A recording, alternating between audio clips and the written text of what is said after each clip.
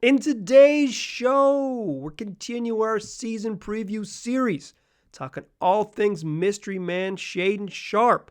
Let's talk about the 19-year-old rookie. Welcome to Locked On Blazers. Let's get into it. You are Locked On Trailblazers, your daily Portland Trailblazers podcast. Part of the Locked On Podcast Network, your team every day.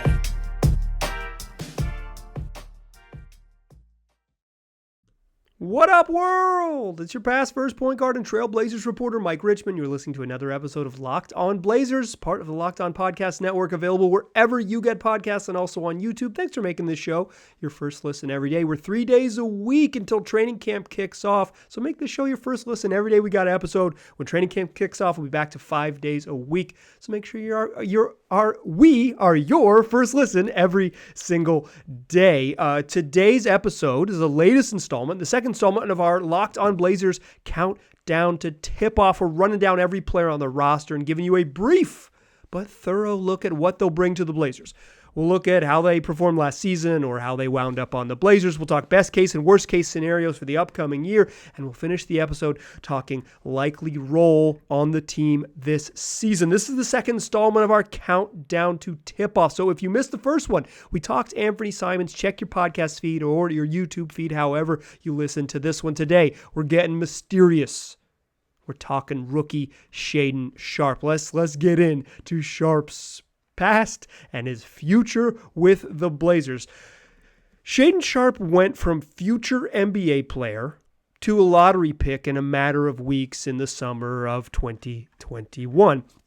He was already regarded as the top player in his then high school graduating class of 2022. This was the top player in 2022. He was a consensus five-star recruit. He was going to be a collegiate star and the best player entering high school basketball that season, or the best player in his graduating class that season. But then he just absolutely dominated. October of 2021 changed his life. The summer and then really that early fall circuit on the Nike EYBL AAU circuit changed his life. If he went from being, okay, he's got a year left of high school and he's going to be the number one kid in his class, to being like, oh, this dude might be ready now. Like, he's that good now. And so he decided to reclassify, graduate right away in the class of 2021, and then opted to attend Kentucky.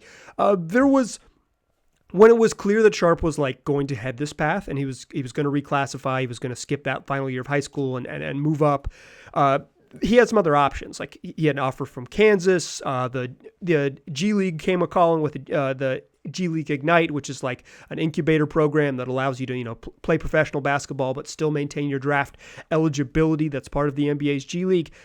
But Sharpe opted to go to Kentucky, a place that has produced a bunch of pros, maybe not elite level of pros in the last handful of years, but a ton of pros over the last decade. They've got a track record of churning out lottery picks. It's what they do. But Sharpe went another route. He was supposed to, show up in that spring semester and be an NBA quality player.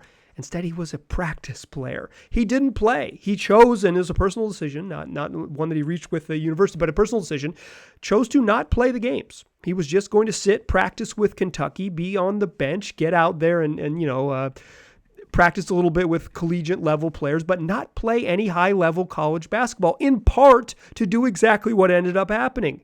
Preserving his stock as a high lottery pick. He was presumed to be a lottery pick when he showed up on campus, right? Like he had sort of jumped in line and was going to be the top pick if he had graduated in 2020, or top player in his class in 2022. He was still a five-star kid, and when he changed recruiting classes, still a prized recruit. He was supposed to be an NBA type guy. This was exactly what was supposed to happen. But instead of allowing people to see him play against high-level competition, Sharpe preserved the mystery, and the 6'6", 19-year-old turned pro without ever playing a collegiate game. And how did it work out for him? Well, he went 7th overall to the Portland Trailblazers. It worked out pretty well. The Blazers chose to take a risk on the 6'6" wing who won't turn 20 until May of 2023. So there was Sharpe, the mystery man who had played so well at AAU but hadn't really played high-level basketball beyond some AAU games. Summer League was supposed to be his first chance to play against pros, to play the highest level of basketball he had played, and to quite frankly, play for the first time in nearly a calendar year, basically 9 or 10 months since he'd played his last competitive basketball game in October. And then just 5 minutes and 33 seconds into his Summer League career, Shaedon Sharpe was done. He missed a couple three-pointers. He hit a baseline pull-up, and then colliding with Jaden Ivey in a fight for a loose ball rebound, he sustained a labral tear in his left shoulder. That was it. The Blazers didn't risk anything. He was clearly in pain, walked to the bench, clearly holding his left arm and in discomfort. He didn't appear again in Summer League. And there was some concern early whether he would, because of the labral tear, have to undergo surgery, which could even put him further back in his development arc that is maybe a little longer and certainly unique to others in his position, or unique from others in his position. But instead, no surgery was required, and after just 5.5 minutes, the mystery man remains a mystery. We still haven't seen him play, but Shaedon Sharpe should be ready to go. The team has released videos of him out on the practice court playing basketball, should be ready to go at training camp. Mysterious. And it leads us to the question that we always ask at this time. What's the best case and worst case scenario for Shaedon Sharpe? This is a guy who has some juice to be a really special player, but he's a teenager entering the league with very, very little high-level basketball experience, basically none. I mean, the Nike EYBL is pretty good basketball, but it's not collegiate basketball. It's certainly not professional basketball. Shaedon Sharpe is taking a big leap from the AAU circuit to the Western Conference of the NBA. So what's the best case and worst case scenario? That's what we'll talk about in the second segment. What's it going to look like for Sharpe in year one? But first, let me tell you about BetOnline, the fastest and easiest way to bet on all of your sports action. We're here. We've made it to the professional and college football season. And if you want action on either of those sports out on the gridiron, you can do it on betonline.net. Listen, your weekends can be filled with winning money and watching a whole bunch of football if you go to betonline.net right now. If you don't want to bet on football, if other sports strike your fancy, they've got action on whatever you're looking for. Plus, they got articles to make you a smarter, better. So go take advantage today. Go to betonline.net. That's BetOnline, where the game starts. Still a pass first point guard. And I usually do that in the third segment, but lately I've been doing it here too. All right, let's keep it rolling with Shaedon Sharpe. Well, the best and worst case scenarios. We're doing these in our team previews importantly in two ways. These are within reason and without injury. When I say within reason, I mean we're talking best case scenarios that are reasonable. We know everyone's best case scenario is like MVP trophies and all that stuff. And worst case scenario are your body breaking down. These are within reason and without injury. So what's the best case scenario within reason for Shaedon Sharpe?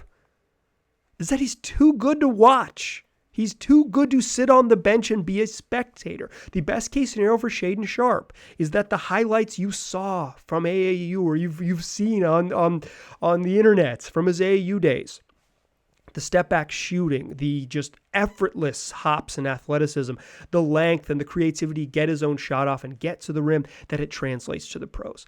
The best case scenario is that Shaedon Sharpe is ready, and that unlike many other 19-year-olds who have entered the league before him, Shaedon Sharpe doesn't need more seasoning. He doesn't need more help. He's ready to lift off. There have been teenagers who have been very, very good in the league, and the best case scenario for Shaedon Sharpe is that he joins a select group of teenagers who enter the NBA ready to compete against NBA level players. The best case scenario for Shaedon Sharpe is that he is an NBA small forward in November and December, early on in the season. And the best case scenario for Shaedon Sharpe is that his skills are so obvious and so valuable that the Portland's already somewhat confusing logjam at that 2-3 spot gets even more confusing. The best case scenario for Shaedon Sharpe is that Chauncey Billups looks down the bench and says, well, I got to find minutes for Josh Hart, and I got to find minutes for Gary Payton II. I got to find minutes for Shaedon Sharpe. He looks down the bench and he has this conundrum. I got to find minutes for Nazir Little. It's the best case scenario is that Justice Winslow finds himself watching Shaedon Sharpe as opposed to Shaedon Sharpe watching Justice Winslow. Those two aren't exactly comparable, but they're likely the back end of that rotation, number 9 or number 10 or 8 or 9 in the rotation, that it makes things confusing. The best case for Shaedon Sharpe is that This dude who was so dominant that he was ready to make the leap and skip his final year of high school. This guy who bet on himself and said, I do not need to play college basketball. I'll still be a lottery pick. The best case scenario is that he's right. He's right. And the gamble on himself, the bet that he's ready, and his skill set, the obvious physical gifts that he has with his length and the athleticism and the shooting ability and the shot creation are all ready to go. The worst case scenario is just the simple truth that he's not ready. I don't think it's a big deal if someone who doesn't turn 20 years old until May of his first season in the pros would be not ready to contribute to basketball, a high-level basketball. I don't think it's a problem if Shaedon Sharpe's skills are impressive but not refined, and he is too raw to be an NBA rotation player as a teen. I do not think he will suffer if he spends most of his rookie season watching, learning, and getting in skill work, getting stronger with an NBA franchise. I do not think it's an issue. But the worst case scenario is that he doesn't play, and he doesn't play because he's not ready to play. The worst case for Shaedon Sharpe is that, like many teenagers before him, while there are a select group that have contributed, the worst case scenario is that he's not ready to contribute. It's not that he's is like a bust of a draft pick or any of those things. The worst case scenario is much simpler than that. It's much more straightforward. The best case scenario is that, the worst case scenario is that someone who hasn't played real basketball, and by the time the season starts in probably over a calendar month, or over a calendar year, in 12 full months off of highly competitive basketball, no college basketball, no summer league, the worst case scenario is that he's not ready. But the worst case scenario is more than he's not ready in October. Like I said, the best case scenario is that he's ready to go, 2 weeks into the season and 3 weeks into the season, and that he gets little cameos and proves that he deserves more. And then by the time you get, the week of Christmas, Shaedon Sharpe is so good that he has to play. That's the best case scenario, right? Is that you get 30 games into the season and he's part of the plan. And he's part of the plan every night. And he's part of the plan every night because he's good, not because they're trying to squeeze him and make him part of the plan. He earns it. The worst case scenario is much simpler, much narrower, and much more basic, is that he can't be part of the plan because he's not ready. It would be no reason to freak out or no reason to condemn the draft pick or any of those things. It would just be the simple truth. The worst case scenario is that Shaedon Sharpe is a contributor in year 2 after being a spectator in year 1. That's the worst case scenario. I do not think for young players, particularly young players who are going to enter the league as young and with as little seasoning as Sharpe has had, that this worst case scenario is anything other than just a reality of it being a man's league. It's a league for adults. I've said it a bunch on this show, and I'll say it again here. It's a league for adults. And if you are not ready to play on a playoff team as a teenager, it doesn't mean that anything other than you are not ready to play on a playoff team as a teenager. The Blazers fancy themselves a really good team or a competitive team. Sharpe might not be ready for that, which is what I want to talk about in the third segment, is what is that? What we close the show with in these season previews is realistic role and expectations. The best case and worst case scenario set the polls, right? At the positive end of the poll, the far end of the poll, is that he's so good he has to play every night and he's part of the rotation. And he's your backup small forward and he's playing real minutes and he's playing 18 minutes a game and he's playing 2 9-minute shifts a half because he's darn good and you got to get him on the court. And the worst case scenario is he doesn't play at all because he's not ready and because you just can't carve out minutes for someone who needs as much developmental time as Sharpe when you're trying to be good. So somewhere between that 0 minutes a night and 18 minutes a night is where Sharpe is likely to land. And that's what I want to close the show talking about, is once we've established the polls, where does the pendulum lean towards? That's what we'll do to close the show. But before I do that, I want to tell you about something coming up on the network that's going to be a whole bunch of fun. It's the NBA Top 50. Giannis Antetokounmpo, Nikola Jokic, LeBron James, Steph Curry, Kevin Durant. Who is the most valuable player in the NBA this season? Well, Locked On and Bet Online are going to bring you the NBA Top 50 Most Valuable Players starting on September 19th. You can find it on Locked On NBA or wherever you get podcasts, plus on YouTube. Don't miss it. Still a pass first point guard.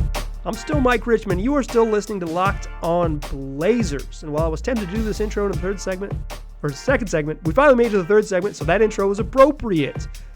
let's talk about Shaedon Sharpe. We set the parameters in segment number 2. But what we do to close the show in these season previews is talk about where Sharpe is likely to land. And I think where Sharpe is likely to land will speak more about where the Blazers are than where Sharpe is. I am of the belief that it is typically, a choice that NBA teams make between competing and developing. It's not, you can't do both, typically. In fact, last season, Draymond Green got on TV and complained pretty loudly about how hard it is to be a team that has championship aspirations and play young guys. How do you play developing players on a good team? He said some more F words because he's more apt to do that, but this is a family show. I'm not going to swear here. And I agree with Draymond in that instance. There's some other stuff I don't always agree with, but I agree. If you were competing for a playoff spot, and as challenging as the West is, it is hard to play guys who need developmental minutes. The best case scenario is that Shaedon Sharpe doesn't need developmental minutes. He's an NBA player and ready to go, but the likely role for him is that he does need developmental minutes. He hasn't played that much high-level basketball. He's going to need time, even if he's really good. Like, even if this dude is a star, he's going to need seasoning to get there. Even the best rookies typically do not contribute to playoff level winning. Certainly there are exceptions, like Scottie Barnes and Evan Mobley were incredible, but even the best rookies typically put them out there and they're really, really good, do not contribute in terms of like consistent positive contributions to teams that are, competitive at the upper levels of the playoffs or 5 seeds and above. There are exceptions. And I think this might be some of my controversial beliefs is that rookies, it's not that they don't deserve to play, it's that it's just reality of the game that it's hard to play them.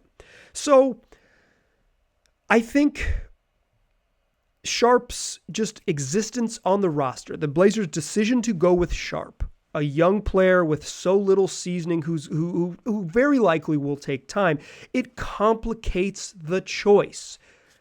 The Blazers' absolute best chance to get a star is to draft someone just like Shaedon Sharpe. Their best chance to win a championship is to draft a star, and Shaedon Sharpe certainly has star potential. This is their best path forward. But as the team is currently constructed, they don't necessarily have room for patience and developmental minutes. So on draft night, when Sharpe was selected, I said, there's reason to be excited.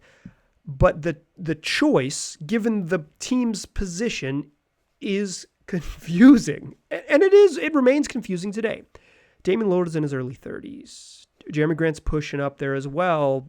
Yusuf Nurkic, while he signed a 4-year contract, is entering his physical prime, 27, 28 years old as the season rolls along. Anthony Simon, certainly young, but entering his 5th year in the league. You look at the rest of the bench contributors. Josh Hart in his late 20s. Gary Payton in his late 20s. Justice Winslow, about that same age. This is a team constructed to go for it. Not it being a championship, but it being the playoffs, right? This isn't a team constructed for patience. And you can sit on your couch or wherever you might be listening to this. You're driving along in your car, listen to this, listen to a little internet radio or watching this on YouTube, whatever it might be, and say well, the Blazers aren't gonna, they can't compete this year, so they got to be patient. They got to wait for next year. And I think there's some truth to that. But that is a hard sell to Damian Lillard, who just committed to this team for several seasons, to say, okay, this year's kind of just a stepping stone to what's next. Even if he knows that, playing guys developmental minutes and prioritizing youth, like Shaedon Sharpe would be getting him minutes if he's not ready to go, is a tough sell to a veteran. It's a tough sell to someone entering free agency and very likely negotiating contract extension like Jeremy Grant. It's a tough sell. Hey, we're going to play some developmental minutes. Hey, we are using this year to develop a young players on the roster. You typically have to make a choice.